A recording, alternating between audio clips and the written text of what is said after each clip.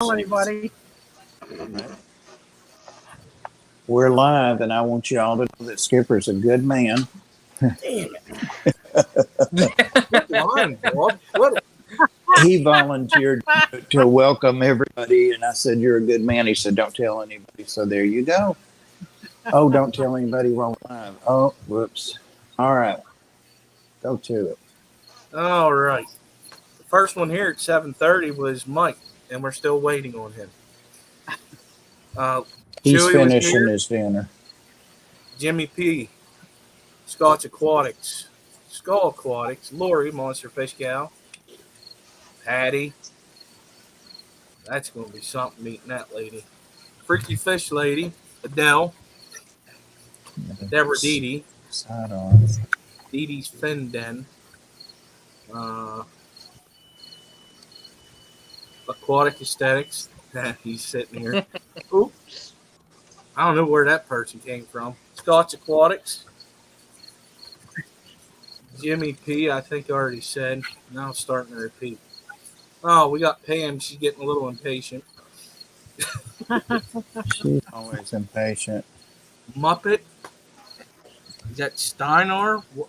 Walk? I ain't even trying that.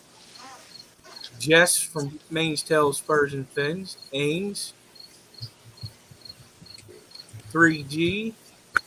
Garcia Aquatics. Michael's Aquatic. Action. John McKenzie, New Local Austin. I'm at the bottom. If I missed you, I apologize. It's Bob's fault. He told me to do this. Uh-oh. All things fish should get this off the mic. Friend of yours, Skipper? An acquaintance. All right. Jimmy P's, Adele, and J Rock. I think that's everybody.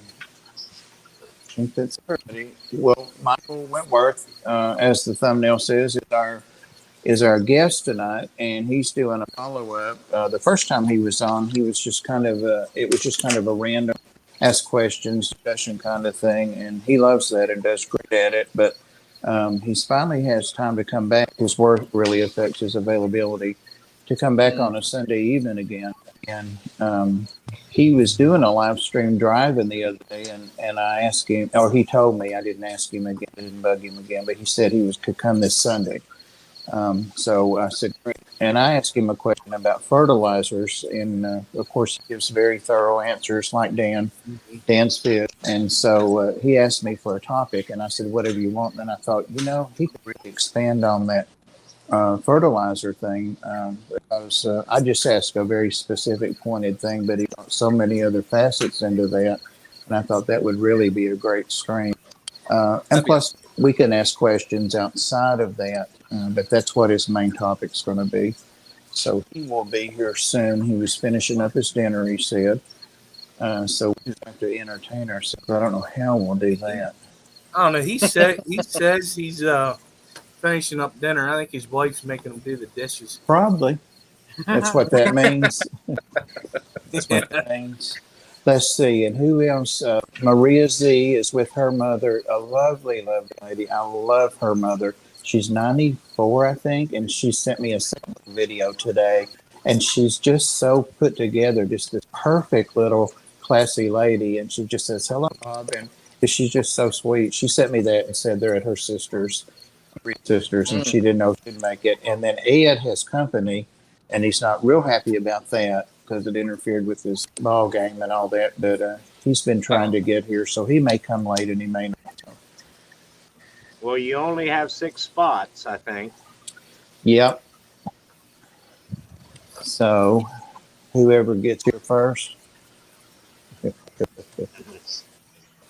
First come, first serve. That's right. Right. That's right. And what I'm just going to ask you, but I will ask you since we have time, Ethan, what have you done? I've been following your videos at the store.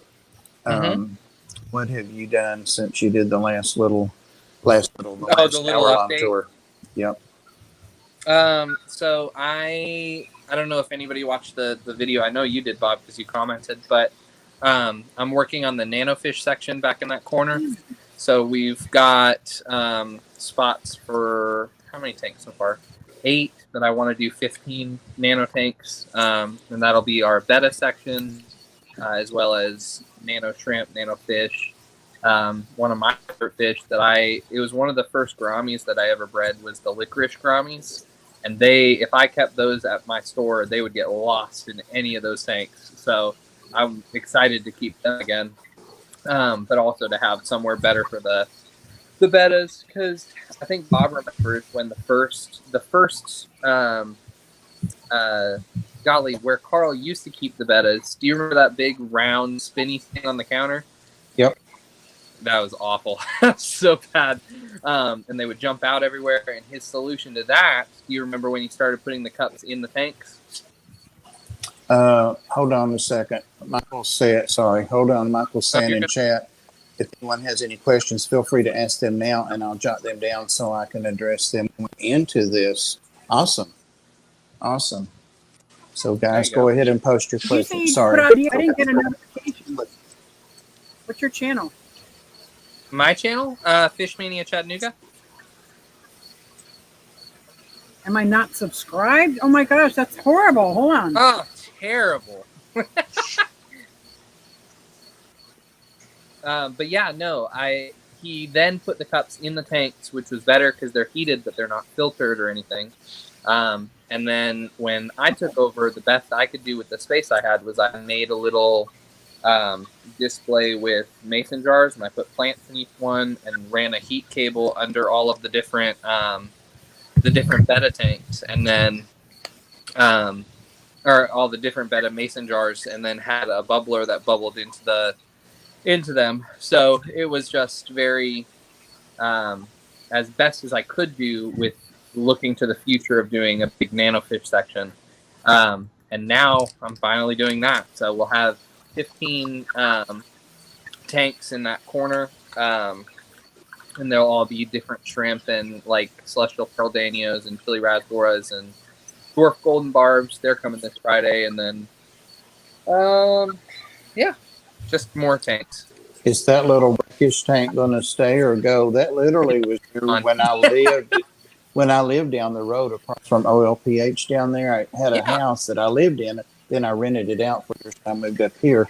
But it was there when I lived down there, and that was like 2000, that little tank. Well, that was when you saw it, it was the brackish tank, you know? Yeah. That's what kept the pufferfish, the night gobies, the mono argon, or argin, or whatever you want to say. Scats. The scats. Anything that you wanted to, that was brackish, he would put in that tank. And then it changed to kind of freshwater natives for a little bit. It went back to puffers. It's freshwater natives now. It's always been there, but it'll move. Like it's just a little 20 gallon or a little 10 gallon, so I can just move all of the fish that are in there to one of the 20 gallons that I use for nanofish now, and then the nanofish will go over there.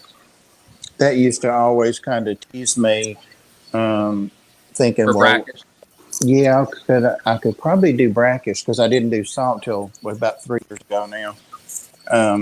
But I never. Brackish is harder than salt. I don't care what anybody says. It's harder. Yeah, you think so? Really is. I think it's harder than freshwater and saltwater because it's just so. It's very. How do I say that? It's very finicky. Like the bacteria. It's more precise. Right on the line of the two different bacterias that control the. That's what I was about to say. Yeah. It's very precise. The bacteria. It's the keeping that salt, because people will treat their brackish water tank like a freshwater tank, but you have to treat it more like a saltwater tank. You have to keep that salt exactly where you're supposed to be. You just pick a number and stay there. There's a wide range of salts that you can be in brackish, but you got to pick a number and stay there. And then my thing that I hate about brackish water is there's barely anything. You can't do most macroalgae. You can't do most plants. You can't do coral. You can't do. So it then becomes this thing where what do you put in a brackish tank? It's just rocks and wood, and then plants, like Anubis and Val. Yeah, Anubis and Val, but like they don't grow very well. They just slowly die in all of my brackish tanks I've done. Yeah. Yeah. Oh, wow. I had some wisteria because Bob, I was check going from backstage. fresh to do what? Check backstage. Yeah, He's not there. mangrove roots. Or you can grow He's not mangroves, there. but they're Oh, going to yeah, grow out of mangrove. the water. Yeah. Okay. Oh, Rob, Michael's Aquatic Action says, Rob, I like the Oscars. Are those Severums too? Yeah, yes, they are. There's a male gold severum and a female red spot severum. Wow. Beautiful. What size tank? That's a 125, Beautiful. 6 Are footer. you're not backstage though, Michael? You have the link?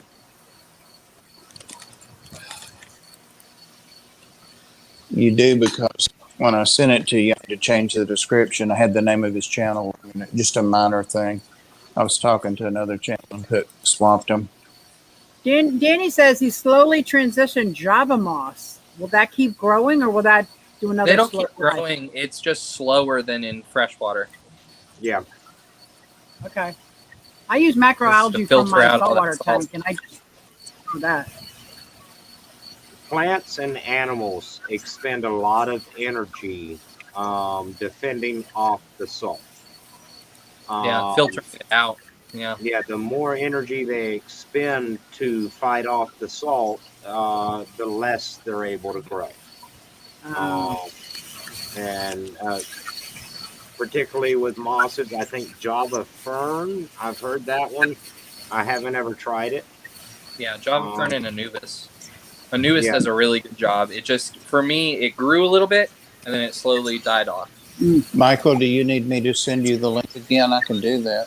I'm already working on it, Bob. Awesome. Are you I'm guys assuming lying? the Anubis would They need are on it. Told you a Skipper was a good fluctuation of fresh and salt with that Yeah. type situation. I don't think it could do just brackish alone. Great brackish, yeah. Yeah, I haven't had brackish in a couple years because I just transitioned like puffers that are saltwater and stuff. There it is. Thank you, Skipper. Are your green spot puffers, you transition them to freshwater? Yes. Or salt. I prefer Or salt. salt. So Okay. here's their life cycle. They go from almost freshwater to saltwater. So the older they get, you should put them in a saltwater tank. You're cutting about 15% of the life expectancy of the fish, maybe up to 20, Okay. by Or more, not yeah. putting them brackish. All right. I got a mud skipper. My understanding of it. There we go. Oh, hello. Hello, Hey, what's hello. up, guys? Can everybody hear Welcome. me okay? Hello, hello. See you. Heyo. Yeah. Awesome. Welcome. Perfect. Thanks, guys. How's everybody doing? Good. Very good. You Outstanding. follow the panel, don't you? Huh? Yeah, from last time. I think Yeah. Ethan's new on the end. I believe I'm Ethan new. was out last I time. think I'm new with Michael as well. Are you? I thought you were here last time when I was sitting in the garage, and maybe not. It's been a few Maybe weeks. it Oh has. no. Okay, no, I was here. Yeah, Rob was in here a while. So, and you know Yeah. Susie Q and Skipper and Bob and Yazzie. So welcome. Ed may or may not Awesome. have Well, joined thanks, us, guys. but we'll see. Okay. We'll see. Is it That's right if great. I make you solo on there, Michael? Well, you can if you'd like. Excuse me. I don't have any fancy slideshow or anything for you guys tonight. I had one from a stream that I did on my own channel, but I was Awesome. not able to find it. So I'll keep looking while we chat. Okay. So if you want to blow my ugly mug up, you're welcome to. Let me ask you this before I do that. Will you be able to show it from there, or will I need to show it on the screen? I think, now I'm not a professional here, but I think I could, if I can find it, I should be able to share my screen instead of my actual video, my camera feed. So Okay. I'll see what I can figure out. Let me know if you need me to do anything. There you are. What's your shirt say? Breeding is pleasure. Oh, Dan's, yeah. Oh, yeah. Dan's fish, man. Dan's my guy. Yeah. Dan is the guy, isn't he? actually. He's a little bit of a trek away from me, and unfortunately, I haven't been able to make it out there to see him. But one of these days, Wait till he gets the I'll get there. new place going. Yeah. No, it's like gonna be pretty slick. It'll be pretty awesome. So, but anyway, so the question that started all of this the other day, Bob had asked me about root tabs versus water column fertilization, whether you're dosing like a liquid all-in-one, or if you're dosing like dry salts using either PPS or an EI type method. And he asked about root tabs, and root tabs seem to have been a popular topic. If you're on Facebook, which Facebook can be great and it can be terrible all at the same time, but if you're on Facebook, a lot of people lately seem to have been asking for recommendations about root tabs. And that kind of, I was roughly talking about that while I was driving, and that happened to spur Bob's question about if I'm dosing the water column, do I still use root tabs? The answer, of course, is I think I might add the caveat for stem plants. Not that it would make a lot of difference, but and I am going to, Tom, I'm going to send you a message. If you could link this, please, that'd be great in the chat since I'm not a mod, so nobody can see it. Skipper, no, to answer your question.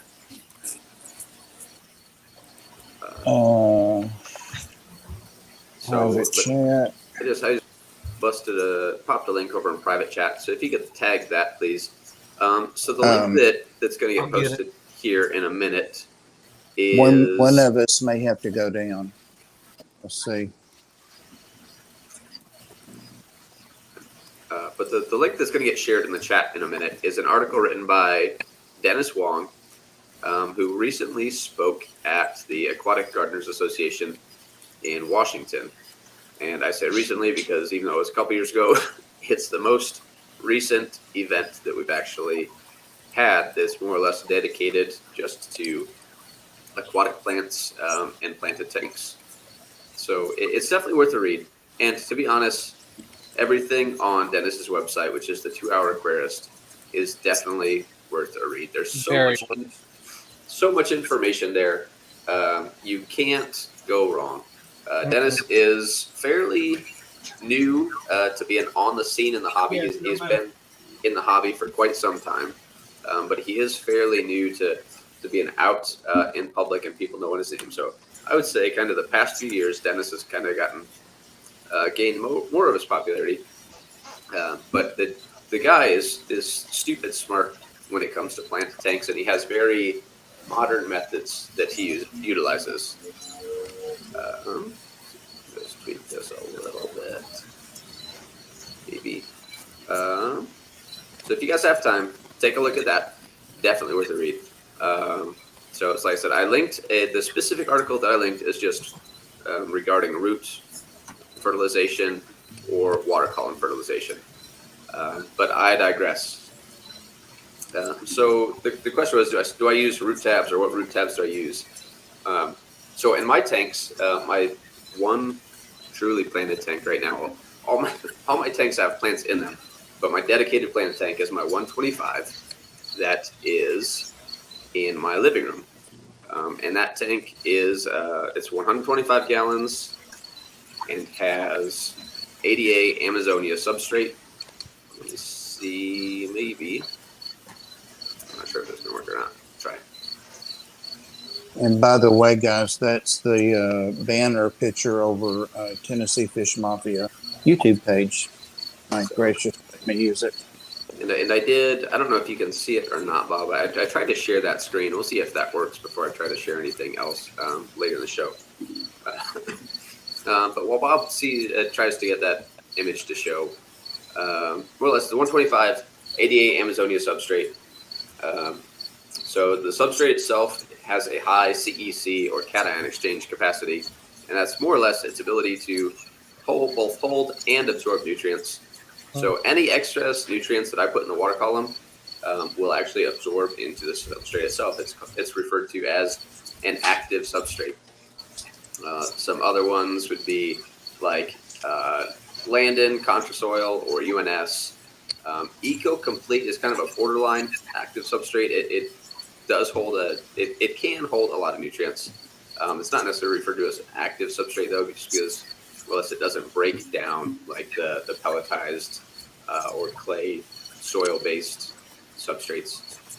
So in this tank, since the substrate itself has the ability to actually pull nutrients out of the water, I do not use root tabs. And I kind of got ahead of myself a little bit, so let me back up a second.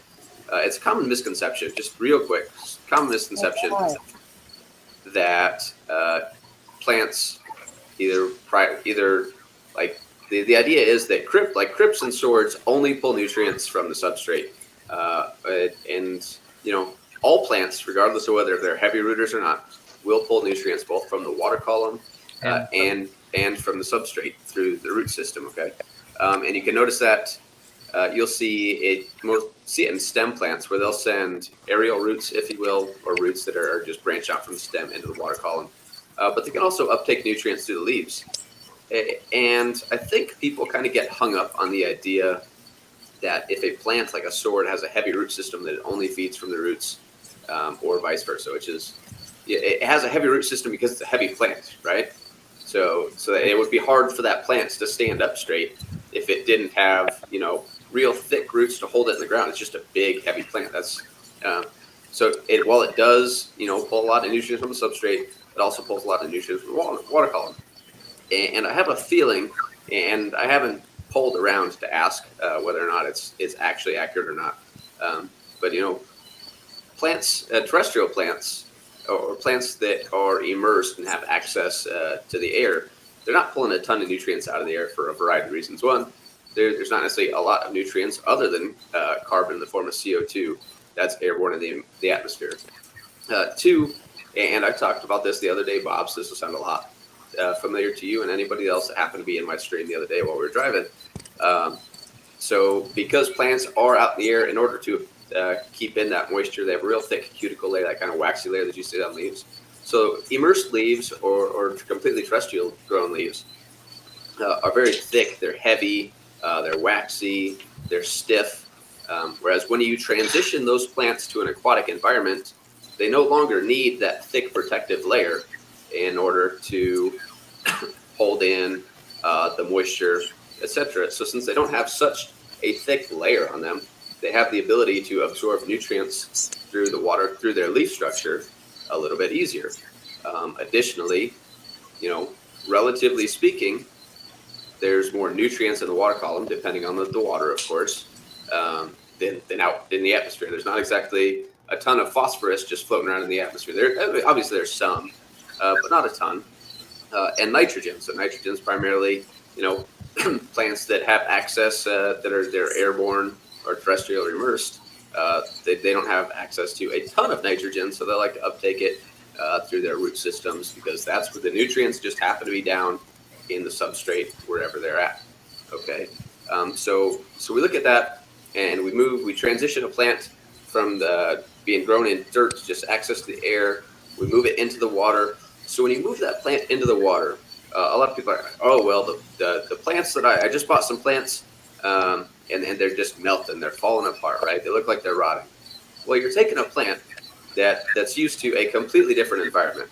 Most of the plants that we grow are actually found in an immersed state and in the wild and only submerged during the wet season. So 90% of the time they're grown immersed. So they have, that thicker, stiffer leaves, a little stronger stem structure, etc.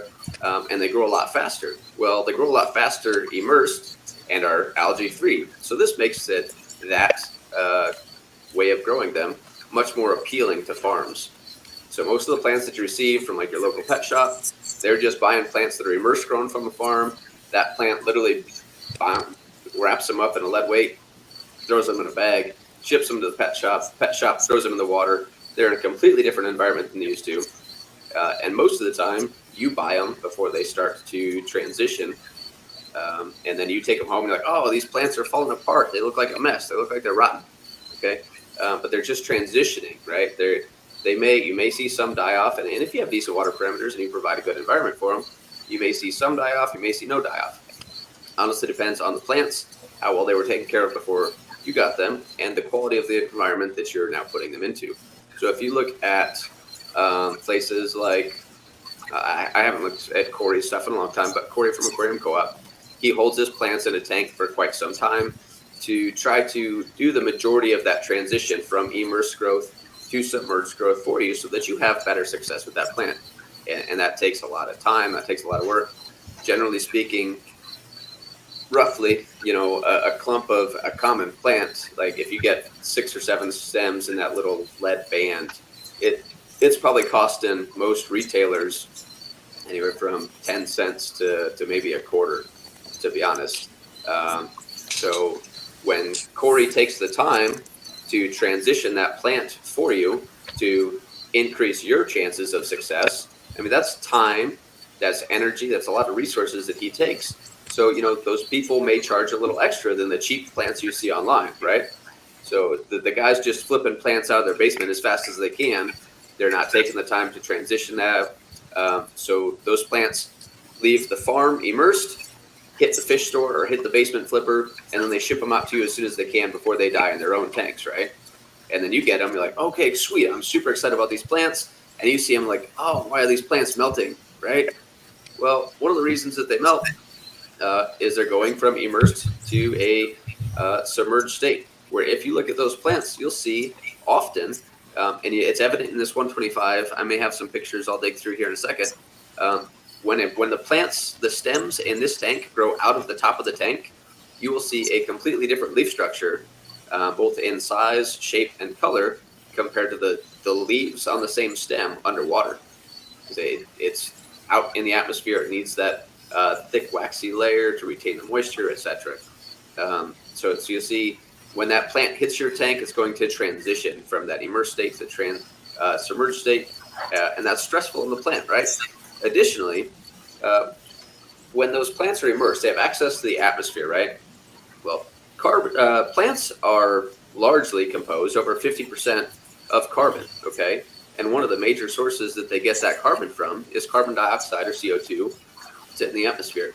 Atmospheric CO2 levels are roughly about 400 parts per million, okay? Most non-CO2 injected tanks run about 4 to maybe 6 parts per million CO2. So you're giving them a fraction, just a tiny little sliver of the amount of CO2 that they're used to getting. So what that's going to do is that's going to limit their growth, right? They no longer have access to all the CO2 they want, so they're trying to build themselves up out of carbon and amongst other nutrients, but they don't have access to as much, right? So that's going to slow them down.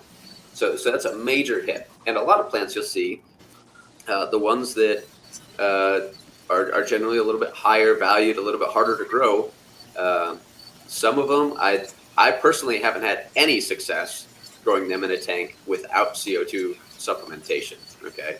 I'm not saying it's impossible.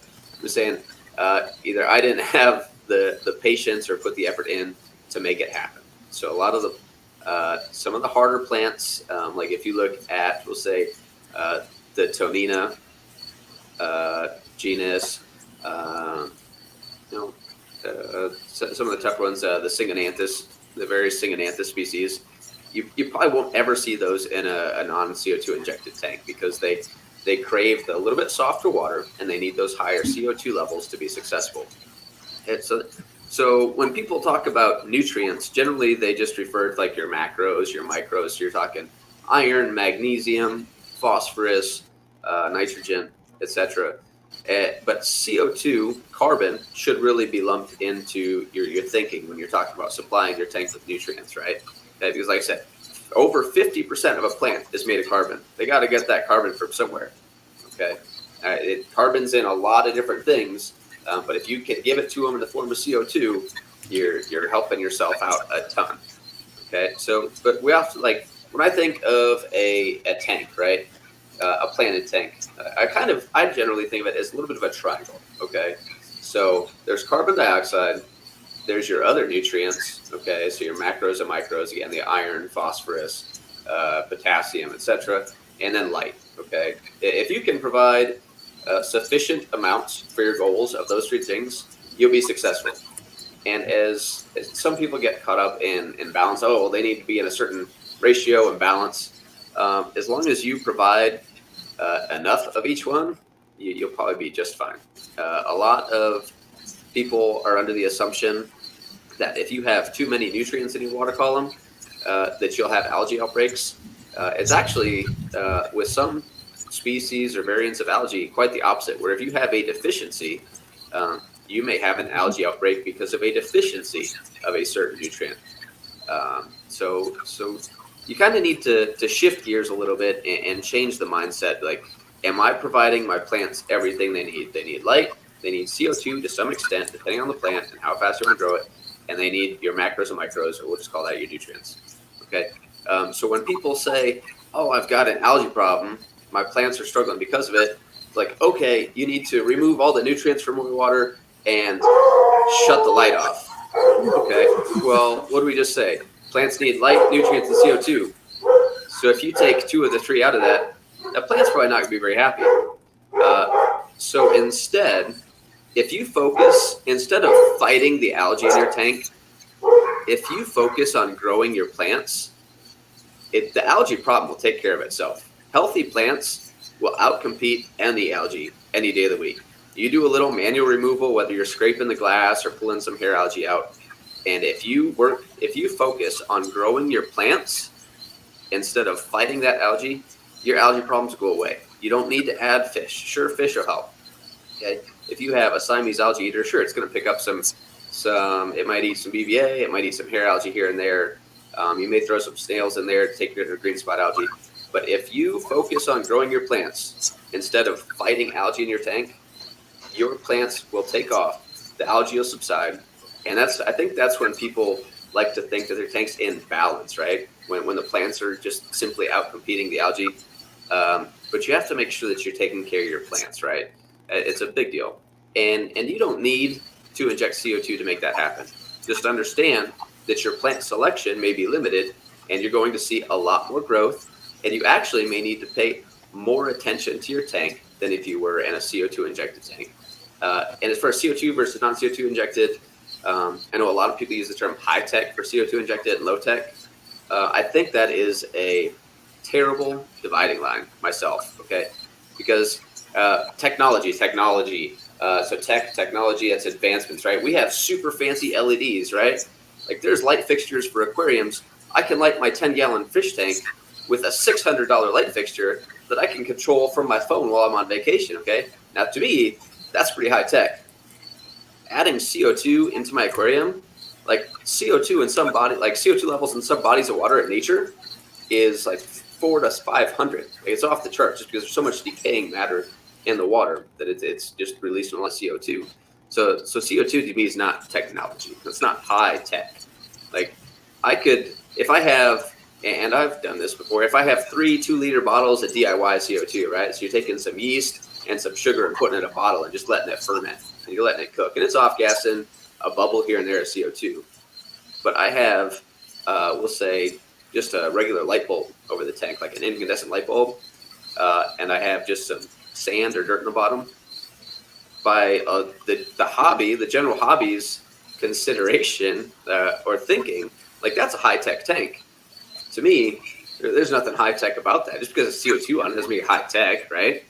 On the other hand, if I don't put CO2 in a tank, but I've got an $800 light, and I've got the coolest, like UNS, like rimless, like custom dimensions, and I have these super fancy pelletized clay aqua soils that I paid like $80 for like 5 liters of, right? Like super fancy, real modern stuff. It doesn't have CO2 on it though, so it's low tech. And so I think that's just a terrible dividing line. So if you want to talk about dividing a tank, and I like to refer to it as either CO2 injection or non-CO2 injection, or high energy versus low energy, right? So a high energy tank, you're going to put a lot of light on it, you're going to put CO2 in it, and it's going to burn fast, right? A low energy tank, growth is going to be a little bit slower. Okay, it's going to be CO2 is probably going to be your limiting factor. Light may be your limiting factor. So let's just think about that. So when you see people refer to high tech and low tech, that's my take on that. But back into the nutrients, right? We kind of digressed a little bit. We're talking about nutrients here. So we got CO2, the nutrients, your micros and macros. So you're talking phosphorus, nitrogen, potassium, iron, manganese, molybdenum, boron. There's a gamut. And I'll drop some links, and there's more detailed stuff in a couple of my streams and my videos that if you're interested. Or you can go to Dennis Wong's website, 2 Hour Aquarist, and he's got articles out there with yin yang describing all of this in much further detail. Way smarter man than I am. He's just busy with much more important things than talking on YouTube, and here I am. Not that you guys aren't important, but the dude gets paid money to do stuff, and I'm just a hobbyist out here trying to help people. So, nutrients, okay? Like I said, this tank in front of you uses 88 Amazonia, okay? What that is it's basically balls of dirt that they've packed real tight in little balls and baked until they're a little bit harder so they don't fall apart, okay? So there's some inherent nutrient value to that because, soil itself contains a lot of nutrients. What they do is control the content of that soil so they know exactly what's going into it so you don't get a lot of random decaying organics like you would if you had, like organic potting soil or whatever. Like there's a lot of stuff in loose potting soil that you're not sure what's in there, so you don't know what nutrients you're putting into your tank or potential contaminants. So if you spend the money on a substrate like contra soil or aqua soils, the various aqua soils, you're getting a quality product that you know the content of. There's content analysis of it, so you know exactly what you're putting in the tank. So that aqua soil has inherent nutrient value. It also has a high capacity to absorb nutrients from the water. Okay, so now if you have one of these types of substrates, I talked about earlier, like right away at the beginning of the stream, these substrates are able to absorb nutrients from the water column and hold on to them until your plants want them, right? So it's kind of silly to put root tabs in it. You're just putting more nutrients down into the nutrients, okay? So it's a little bit of an excess. And while the substrate may have the capacity to hold nutrients, it also has the capacity to give off nutrients. So if your water column is void of nutrients, if you use straight RO, that substrate is going to release those nutrients up into the water. And that's kind of why if you see people that set up a loose soil based tank where they use loose soil and sometimes they cap it with sand or sometimes they cap it with gravel, if you do not have a tight cap on that layer of loose soil, that layer of loose soil is very heavy in nutrients, okay? There's a ton of nutrients in it, and you may not know all of them in there. So if your cap is not tight, if it's not locking those nutrients down into that bottom layer, those nutrients are going to release out into the water column. And then if you don't have a plant load that can keep up, you may start noticing algae just because there's so many nutrients available. The algae's like, okay, cool. Well, there's an explosion of nutrients. We're going to explode with algae all over the place because you didn't put enough plant mass in there to combat it, okay? So when root tabs really shine is if you have something like sand, like if you use pool filter sand or like an aragonite type sand, or if you use a gravel that has very fine structure, so there's no water flow through the substrate itself.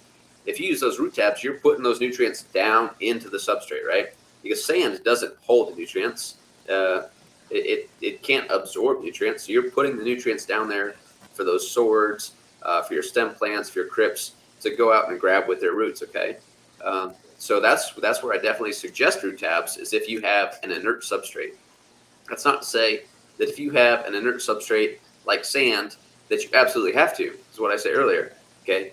All plants, to one extent or another, uptake nutrients from both their roots down in the substrate as well as the leaf structure up in the water column.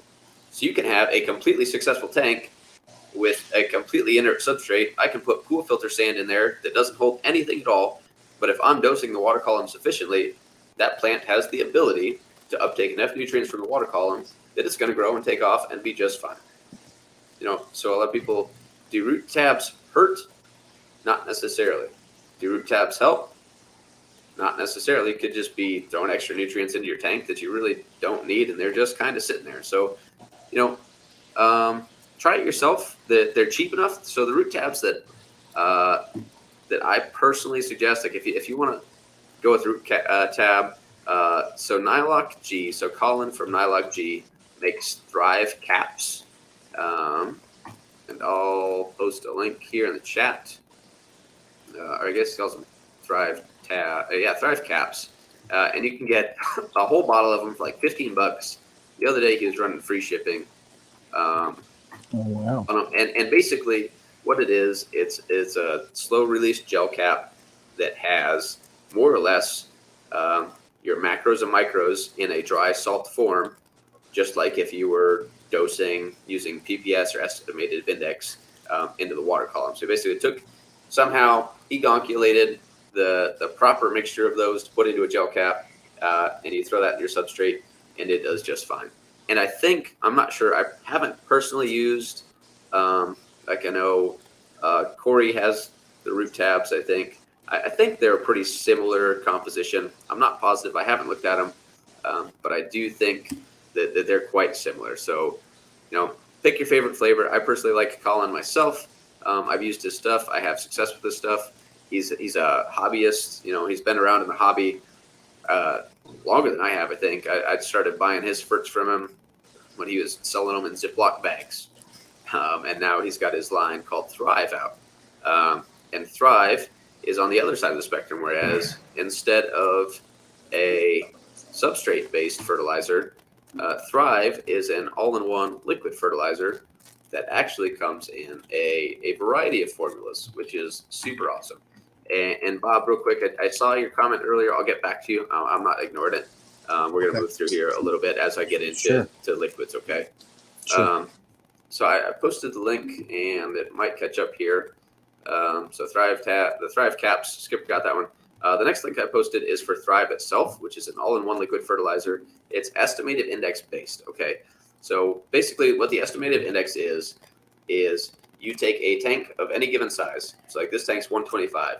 You estimate the amount of nutrients that tank is going to use, and then you provide just a little bit extra, okay? So it's kind of based on, was it Liebig's Law of Minimums, where your limiting factor is going to be, the lowest, whichever nutrient runs out first, more or less. So if you provide a little bit excess of all the nutrients that your tank is going to use, then you'll never run out, and nutrients will never be a limiting factor. So the estimated index, you dose throughout the week, and then at the end of the week, you reset the tank parameters with a decent sized water change. So myself, this 125 you see in front of you, I dry dose, but you can more or less do the same thing with a liquid, all in one like Thrive. I dry dose my macros and micros every other day. So Sunday I do a water change. Oh, those macros, Monday micros alternate. Saturday, I won't dose anything. I basically let that tank run dry to reset parameters. Sunday, I hit it with a 50% water change to make sure that we're clean, and then I start the same dosing regime over again. It kind of sounds like a lot of work. I don't think so. And if I miss a water change every couple weeks or so, I try to do 50% water changes on all my 58 tanks right now weekly. If you miss a water change, you can still dose the same schedule, and you'll pretty much be fine depending on your plant load, okay, and how many nutrients are put in there. So Thrive is an all-in-one liquid fert that's based on the quantities originally used in the estimated index and the nutrients that we're considering there, and that was forever ago. Kind of started by Tom Barr. If you're interested in Tom Barr stuff, plant genius, legend in the hobby. If you don't know his name, go check out the Barr Report, which is a forum that he kind of started a while back. Lots of good information there. He is actually also pretty active on Facebook, which is pretty impressive for somebody of his stature, I guess, in the hobby. You don't see that super often, but he actually takes the time. He goes out, he answers questions in various different groups. So Thrive provides all your macros, all your micros in one solution. Super easy to dose. It gives you directions. Dose this many pumps based on your tank size. And then I do believe, I haven't looked at the bottle in a while, I do believe it recommends a water change, once every couple weeks or something, but I'm not positive. I might be wrong on that. So that's an option. A lot of people also like Easy Green, which is by Corey over at Aquarium Co-op. Easy Green is, similar concept, similar composition. It is lacking in a couple of the nutrients, and it does dose to a lower target nutrient value. In my opinion, you're getting more bang for your buck with Thrive. I'm not bad talking Easy Green. It is a good fertilizer. Just know that you are potentially missing out on a couple nutrients. Another good one is APT Complete, which is it's actually formulated by Dennis Wong. I believe you can find it at his website. I think you can find it maybe at Amazon. It's a little bit more expensive. He calls it APT Complete. It's available at the 2 Hour Aquarist. It's a pretty solid fert too. Like I said, the guy knows what he's doing. He's been extremely successful. He's talked, around the world about planted tanks. So he puts out a great product.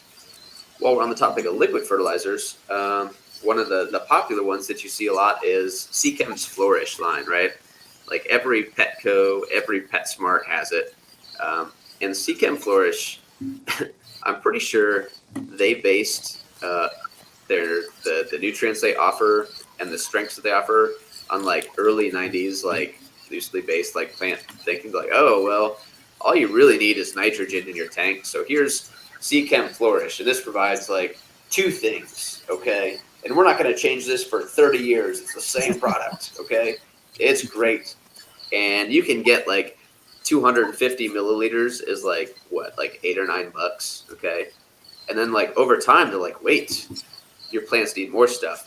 Let's make more products, okay? So now you can buy Seachem Iron, and you get 250 milliliters again for the low cost of $8.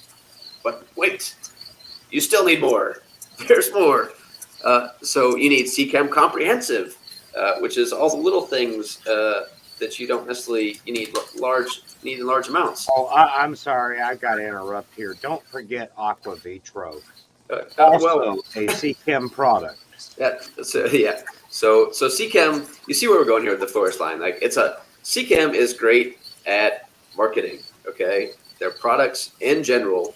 Now I'm not saying all of them are bad, but their products are a little bit rough. Like the only thing I use by Seachem is Safe and Prime, and I use so much RO water anymore that in the rare occasion that I just use straight tap, I keep it on hand. Okay, and then like Rob was saying, so Seachem released their Aqua Vitro line, which is their Seachem line relabeled to make it look nice, and they only sell it in local shops, so you can only get it.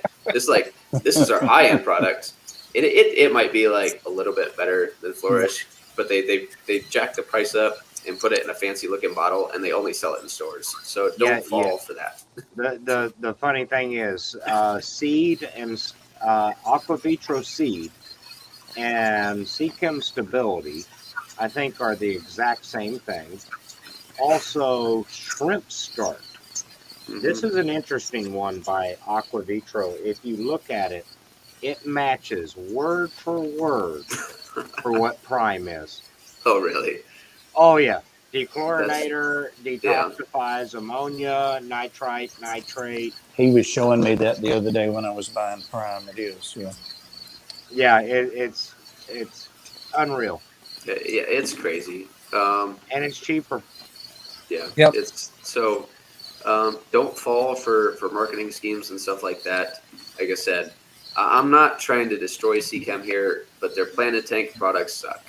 I don't know how to make it any better than that. Yeah, I have to there's awesome products out there that are much more affordable that you can go with. Like if you don't like Thrive, go with Easy Green. If you don't like either one of those, go with APT Complete. If you don't like those, Tropica makes a good product. You're going to pay a little bit for it, but there's options. I'm not saying you have to use any specific one, but there are definitely some out there that are crap. So API's products are also junk. And real quick, we were talking about Aquavitro. Aquavitro makes bottles that they say are like growth enzymes and carbohydrates for your plants. I've never added enzymes to my planted tanks, and I've never intentionally put like any carbohydrates in my tanks. And I can just in this 125, if I want, I can make $300, $400, $500 a month just selling trimmings. So I don't think you need enzymes and carbohydrates in your tank. Just my 2 cents. Do what you want. Try it if you like. Try it if you'd like. That's do your thing. Plant growth hormones. Yeah, Patty. That's what they're trying to market to you. So speaking of the Flourish line, and we're going to touch on Bob's question that I saw earlier. And if I've missed anybody's questions here, let me know, please. I'm not trying to skip over anybody. Ask Patty. Once I start talking, I generally don't shut up. But the information is, we need to know it. So Yeah. Absolutely. So awesome. So bear with me. Yeah, let me interrupt you just real briefly, Mike. Daniken starts in about 2 minutes. Okay. And we don't like to go over people, but since we have Mike right here and he's in the middle of this, Mike has been posting the links for Daniken. So if anybody wants to go ahead and go over there, that's fine. I understand that. If you want, and come back and catch the end of this, just mark your place and come back. Yeah, by all means, guys.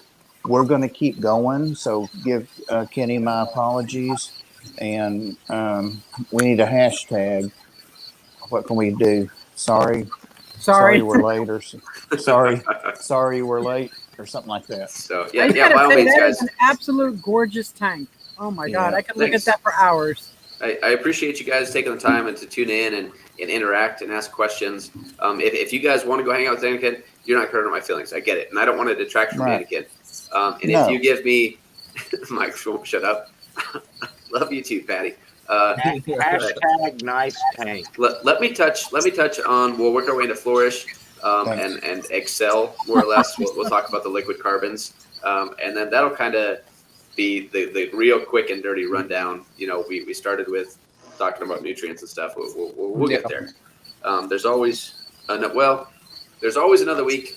Unfortunately, soon I probably won't be able to stream for quite some time just because of work. So I'll be somewhere sandy, and it won't be a beach this time, unfortunately. But anyway, I digress. Seachem sucks. You notice that 2 fish store owners are laughing real well. I'm just saying, man. I get if you go to almost any shop, and I'm not saying local shop, just any shop in general, and the one product they have on their shelves can be like Seachem Flourish. Like, oh, this is all we got for plants, whatever. There's a reason for that. Which sucks. Yeah. Like I said, it's garbage. It's terrible. Yeah. Yep. And then people like, oh, I bought these. I just went and spent $80 on these fertilizers for my plants. My plants still suck. Like, they get frustrated with planted tanks, and then they just get out. Darn, I wonder why. It's unfortunate. Yeah. So we'll talk about what are the big ones. And Bob asked this question earlier. So Seachem Flourish Excel, right? Ooh. And this is an interesting topic. A lot of people buy it simply not knowing what it is, to be honest. And it's both mismarketed to an extent and misunderstood. And I say mismarketed because it's not necessarily Excel that's mismarketed specifically. But if you look at API, what do they call it? CO2 booster or whatever, it's the same product. Yep. So what Flourish Excel is, it's marketed as a bioavailable carbon source is the terminology that they use. And what Excel is, like simply speaking, is a mild, depending on how you look at it, mild glutaraldehyde solution. So glutaraldehyde, like any aldehyde, is used to kill things, right? Okay.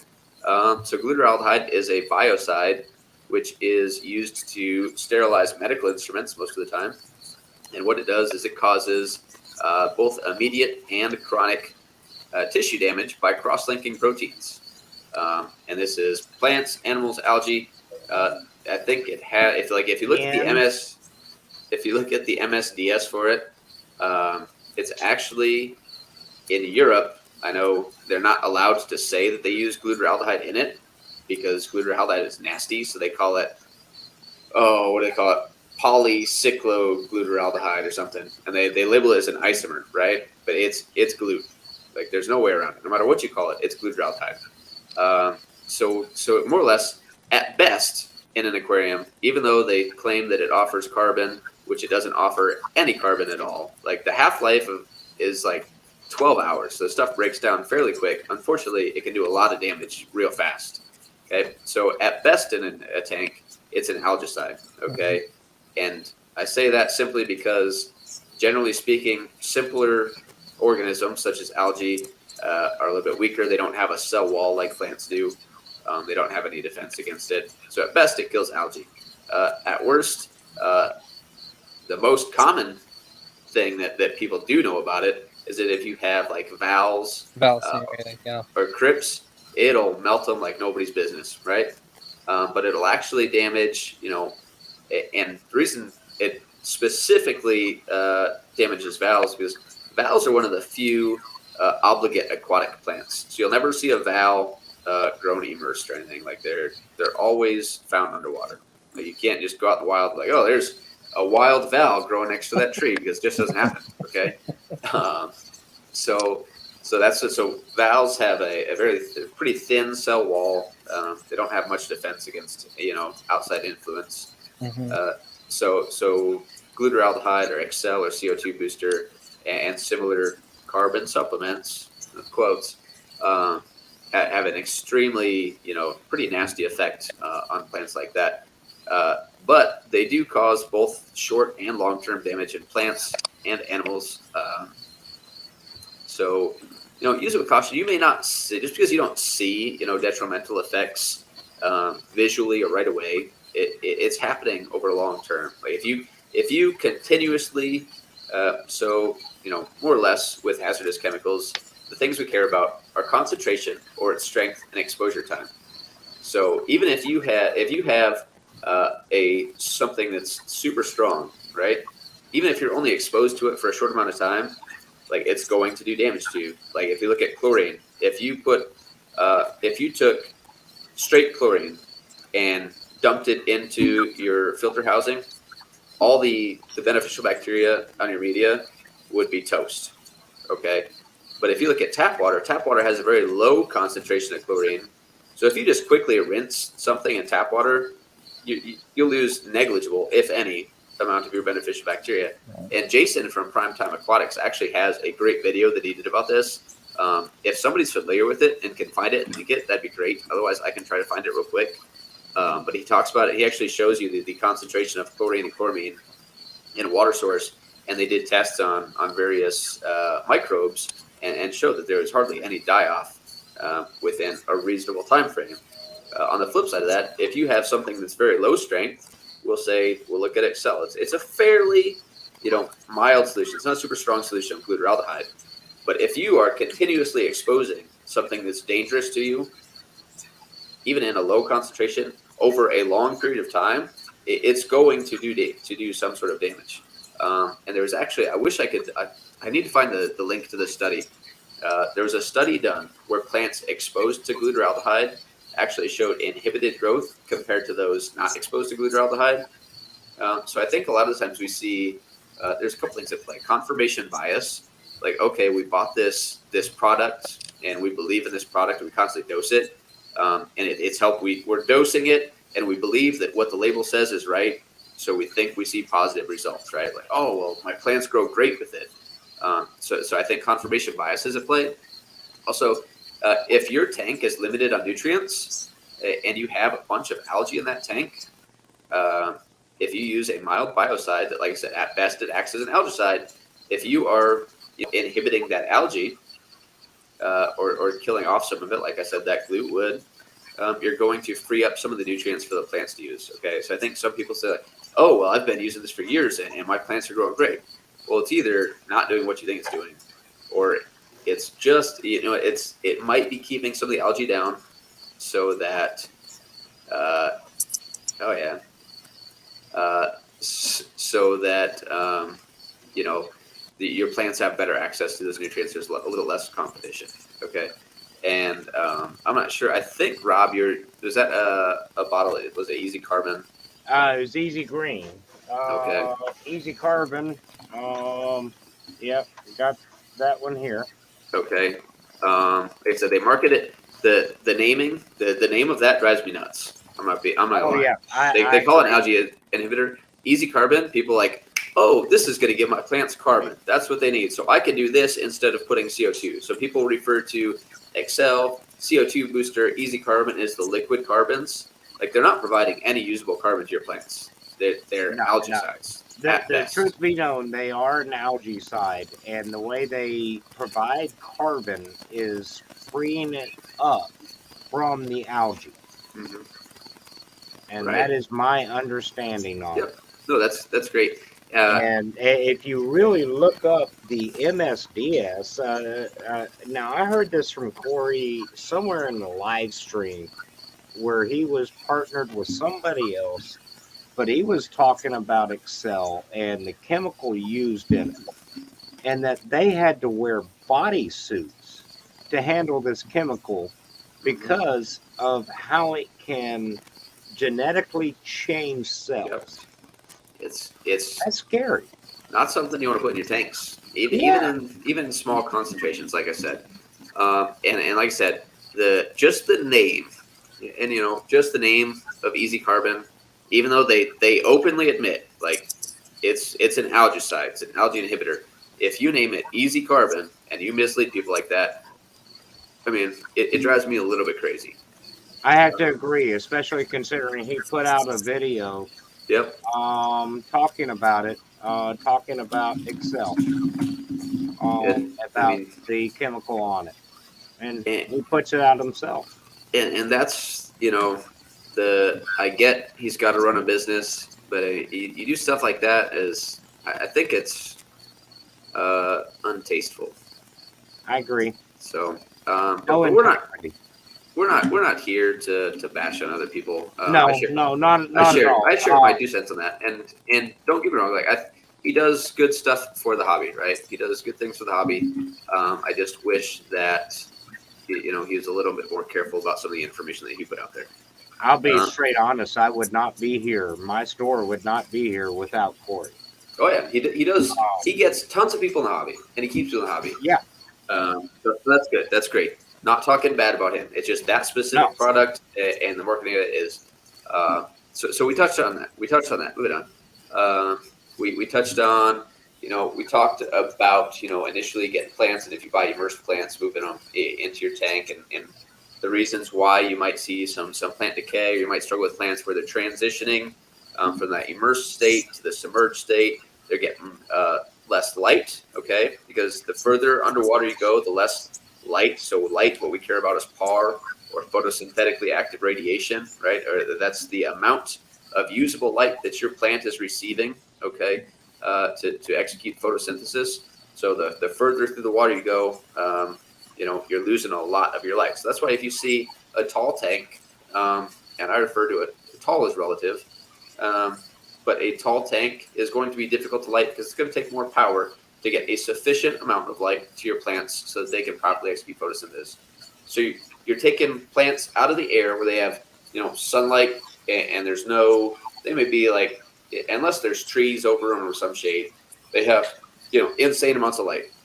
They have no competition from algae because they're up out of the water, and they have a ton of CO2. You move them underwater where they have reduced light, drastically reduced CO2, and then you run into this nutrient problem, right? So we talked about how to solve the nutrient problem, whether you solve it if you have an inert substrate or something that's capped off and it doesn't have water flow through it, okay? Inert substrate like sand, where you might want to supplement that with something like a root tab, whether it's I talked about Thrive caps or the co-op's got tabs. So there's a lot of different brands out there. Okay, Some people use Osmocote, and Osmocote is cheap. You can do it yourself. I'd caution against Osmocote because if you do run into a problem, your tank can turn into like an ammonia bomb, like fast. Okay. Yeah, you So- need a gravel, or you don't need a gravel. You need a soil to Yeah. absorb it. It needs to be locked in, capped. Yep. Yep. Otherwise, you're going to run into a giant headache. You'll lose fish, almost guaranteed. It's just going to be a constant fight. Pure ammonia. Yeah. So, and then we talked about, instead of a root tab or something to supplement the nutrients, where we might use, a liquid all-in-one. Okay. So some good all-in-ones that we talked about are Tropica, APT Complete, Easy Green's Easy Green's good. I personally like Thrive, and whichever flavor you have success with and what works best for you, or whichever company you want to support, great, go for it. Just understand the science behind it. Look at the chemical composition. Okay. And then we talked about our liquid CO2 supplement nonsense. Okay, and I think I lost my video, but we'll press. So avoid those like the plague. If there's no substitution for CO2, okay, there's no liquid CO2 that's going to save the day. If you go with like a citric acid kit, DIY CO2 where you're mixing it in a bottle, it's a fun science experiment. It can be a lot of work, but it will provide usable CO2. And the newer kits, the newer recipes actually produce a decent amount of CO2. In my opinion, a pressurized setup where you have an actual CO2 cylinder with a solenoid, regulator, diffuser, or reactor, you're going to get your money back in no time. You said with CO2 injection in a reasonably set up tank, you're going to see 5 to 10 times the growth rate in your plants, and you'll open up your options as to what plants you keep. And that's not saying not necessarily just faster growth. You're going to see better growth. It'll be generally, depending on your light, it'll be a little more compact. It's not going to be so leggy. So you're going to see, a nicer looking plant overall. Okay. So we'll consider that a nutrient. And then I personally, this tank here in front of me, we talked about the liquid ferts. Okay. I personally use dry salts because they are extremely affordable. And when you're working with a tank that's a little bit larger, you do need some more nutrients in there. It can get expensive. I mean, I could use like the gallon jugs of Thrive. They're pretty reasonable. I think a gallon is, I don't know, $65-$70. But I personally use dry salts, and I dose according to I use an estimated index-based dosing regime. And with the dry salts, you're dosing usually KNO3, so potassium nitrate for potassium and nitrogen, potassium phosphate, again, for some potassium and some phosphorus. Okay, and then you'll dose, what am I missing? KNO3, KH2PO4, potassium sulfate, so K2SO4 for your potassium and your sulfur.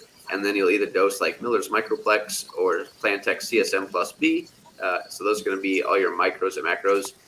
In this tank here, this 125, so there's, in this picture, it looks drastically different now, but in that picture, there were over 65 species there, ranging from easy Java ferns or Anubias up to, there's some Tinina, there's some Rotala, Macrandra, variegated. So some pretty high-end stuff. Beautiful. Not super fancy, but fairly high-end. And, I can run that tank, just dose the dry salts. It cost me $20 to dose that tank for about a year and a half. Okay. Wow.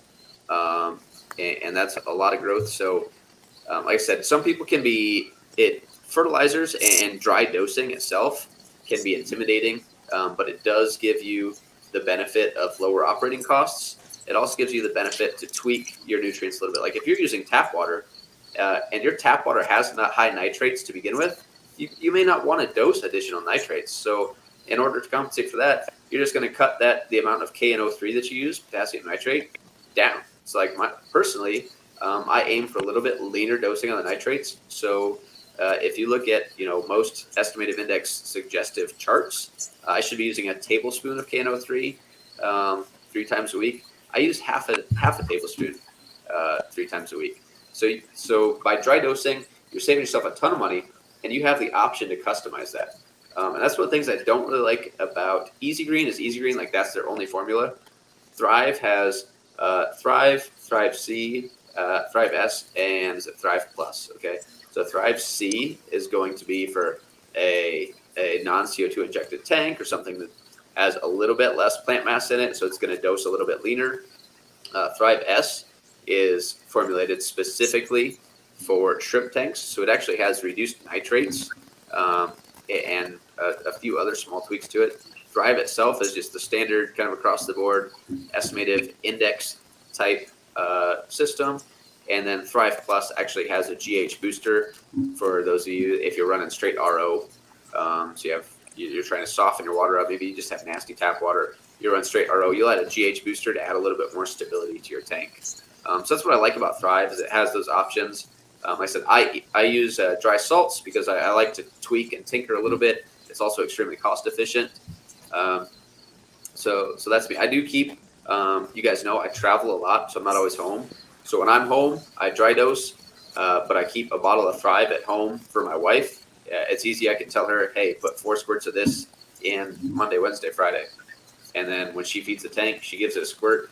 And it's not what I personally want to dose, but it's dosing everything I need. And I don't run into any problems with it. So that's that. That's a quick rundown on nutrients. We talked about transitioning plants, how CO2 affects plants, nutrients in the substrate, nutrients in the water column, some different options as far as nutrients. I think we hit some questions in there. One person asked, said they use Easy Green, and what would they need to supplement since they use that to add to it? It's not necessarily that you. So there's a chart. Somebody put together a chart that compares, like the top 3 fertilizers on the market, and shows where there are some deficiencies.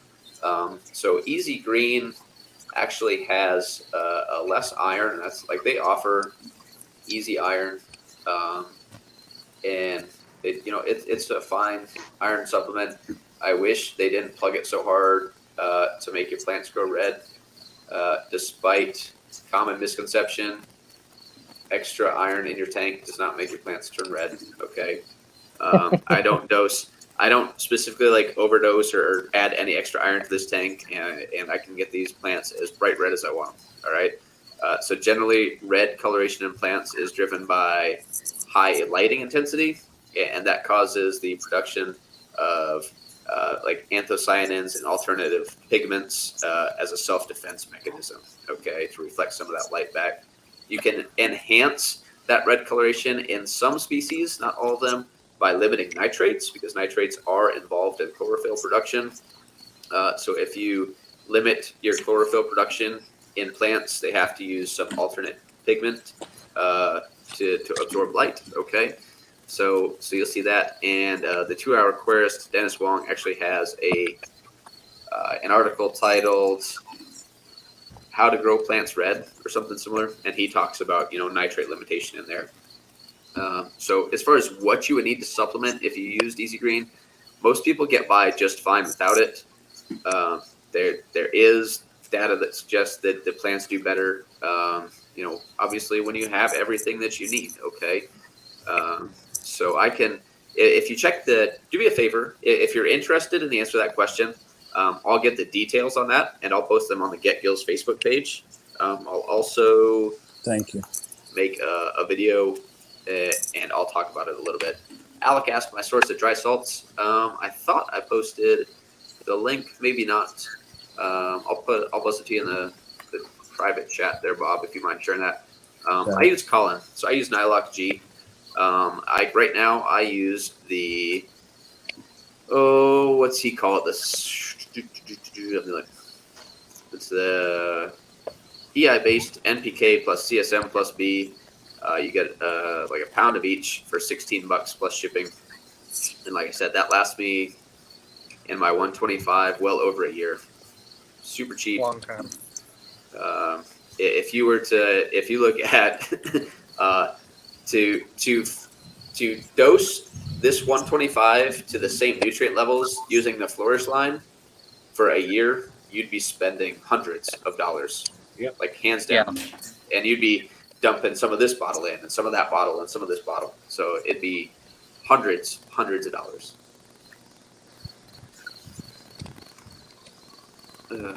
So that's where I get those. Matt said the purpose of Easy Green is for people that don't test and dig. It's meant to be used easy for people. I get that, and that's fine. And I get that his target audience, is generally, and I'm not bashing anybody. I'm not bashing him. I'm not bashing the people that buy his product. His target audience is generally newer people, right? He wants to get more new people into the hobby, and he wants to make it easy for them. So that's great. However, it's just as easy to add a couple more nutrients that your plants could use to that same solution, right? And you can get, like I said, I'm not trying to dog on too much, but you can get Thrive, which is more complete in doses to higher nutrient target values for the same money, if not cheaper. That's my argument. Easy. If you like Easy Green, and if you have success with Easy Green, stay with it. That's fine. No problem. No problem. Saying, if you want to make a product and say this is everything you need and it's easy to use, then make it everything you need while it's still easy to use. It's doable. Yeah. And the reason that Corey offers, if I'm not mistaken, I'd have to look at the details again. Corey offers Easy Iron separate, and I believe that Easy Green has a lower iron content, is because of the form of iron that he uses. There's some debate as to whether it gets bound up by some of the other nutrients that are in the solution. So I believe Colin uses a different form of iron when he has his solution formulated that doesn't get bound up and is still freely available to be consumed by plants. Right. So, yeah, I use Easy Green. I have for a while, and it seemed to work well for me. Yeah, like I said, I'm not trying to argue. I'm giving you my 2 cents, and like I said, if it works, like it does work. Same. It's worth saying that there's a million ways to do anything. There's a million ways to skin a cat, and there's a million ways to keep fish and keep plants. And whatever works for you at the level that you want it to work, that's great. Right. But like you were saying that you trim plants out of your tank every month that could be worth $400, $500. If you want to be at a level where you keep your plants really, really well and you want to really focus on that, like you can do that. And then you can also do the Easy Green where, I want my plants to be better than average. You know what I mean? That's a great point, Ethan. So that's awesome.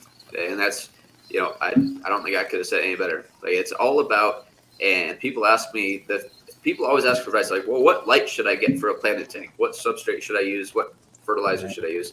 What are your goals for the tank? Yeah. When you start looking into a tank, determine your goals. Find a tank that you like, whether it's a specific tank by Tom Barr, or whether it's a tank you saw on Green Aqua, or whether it's something that you saw MD tanks do, or if you saw an IAPLC entry. And IAPLC, I disagree with the judging itself, and I think they all look the same. But IAPLC is a great idea because you can get a list of plants and everything they put in that tank. You're like, I love that tank. I want to make something like that, okay? So find something that inspires you and set your goal. Like, I want to make a tank like this, okay? And then if you have a list, like if you look at an IPLC entry and you're like, I know exactly what plants are there, research those plants, okay? Like, what's it take to grow each of these plants? All right, I'm going to need high lighting, okay? And if you ask me a question, like I'll the first thing I'll do whenever you ask for advice, what are your goals, okay? And then, okay, how can I help you achieve those goals? I'll point you in the right direction for some information. Determine your goals, then do the research and figure out how to get there. If you come to me and say, okay, I want to keep these 10 plants in a tank that's this high, which of these lights should I get, or do you have another recommendation? If you show somebody, if you're asking for help, and this isn't just planted tanks, this isn't just me, this is anything. If you ask somebody for help and you show them up front that you put some effort into trying to help yourself out a little bit, like if you come ask me, I'll drop what I'm doing and I have no problem helping out.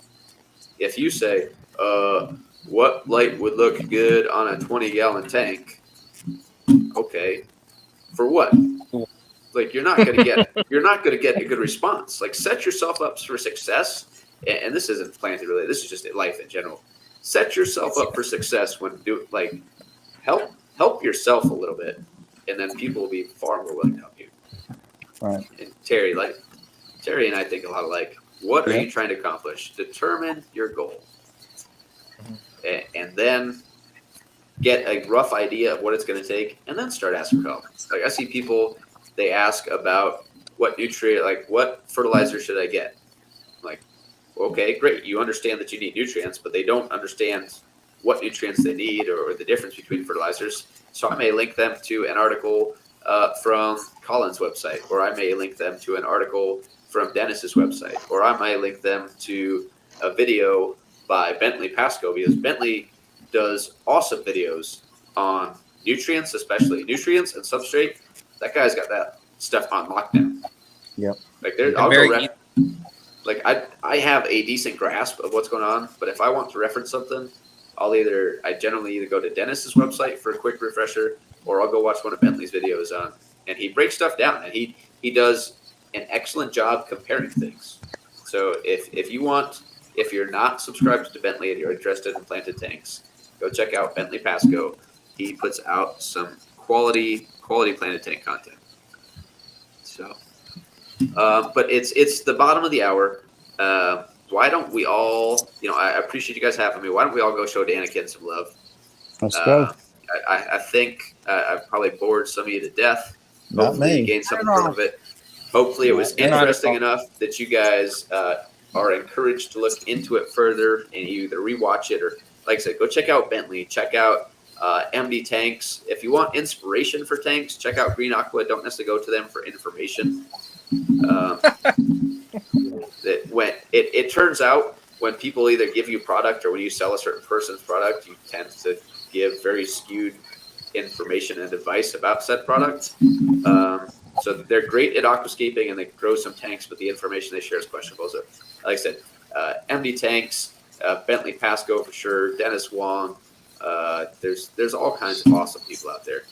So thanks for coming. Thanks for having me, Bob. Bob, Rob, Ethan, Susie, Skipper's gone, but everybody in the chat that asked questions and kind of provided some inspiring thoughts and stuff, whether you agree, whether you disagree. I love the interactive conversations. Okay, I know sometimes I get carried away and I'll ramble and I talk at you guys, and I don't need to do that. So I apologize if you felt that way. But I love taking messages and stuff. And if you have any questions, find me. My email's on my YouTube channel, or you can find me All Things Fish on Facebook, All Things Fish on YouTube, Mike.allthingsfish@gmail. Send me a message. Post in Get Gills. Get Gills might be the easiest way to find me if you're on Facebook. Ask away. I'd love to create this conversation, Bob, and I'd love to be back. So awesome. Maybe lighting. Great to have you here. It was great to have you. Maybe lighting when I heard you finishing up there. Tim, thank you so much. We appreciate that. I'll get Yazzie something. How about that? All right. How about that? Well, thanks everybody in the chat. BJ, Chubbs, Alec, Mike, Sandy, everybody that's here. Thanks so much. Matt, Patty, appreciate you guys. Thank you. We Great. appreciate you. All right. Have Thank a great you, night. mods. Thanks, everybody. You have a Good night.